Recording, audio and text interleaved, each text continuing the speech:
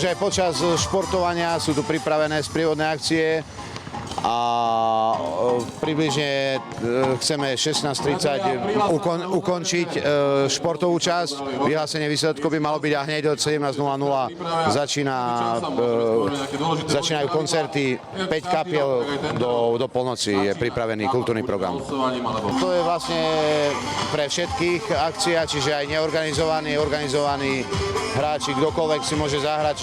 Ale čo som zachytil, určite je tu z Košic asi 5 družstiev, Prešov, Ružomberok, Žilina, takže v podstate celoslovenská pôsobnosť. Podľa toho, čo tu vidíme, tak vyzerá to na absolútny rekord dneska, čo sa týka účasti.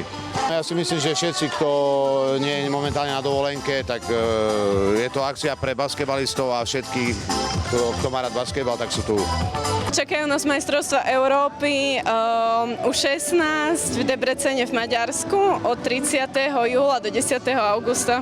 Mali sme pár sústredení, možno 5, aj s prípravnými zápasmi a tréningami.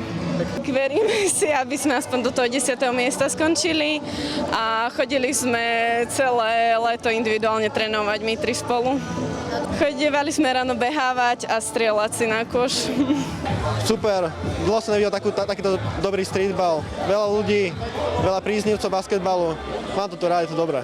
Začal som basketbal na Bratislave. Hrám ho už 8 rokov a študujem v Prahe na hotelovej akadémii odbor cestovný ruch. Moje ciele? Tak cieľ je sa dostať čo najvyššie ako môžem. Chcem do basketbalu sa vedomať až do smrti, takže tak.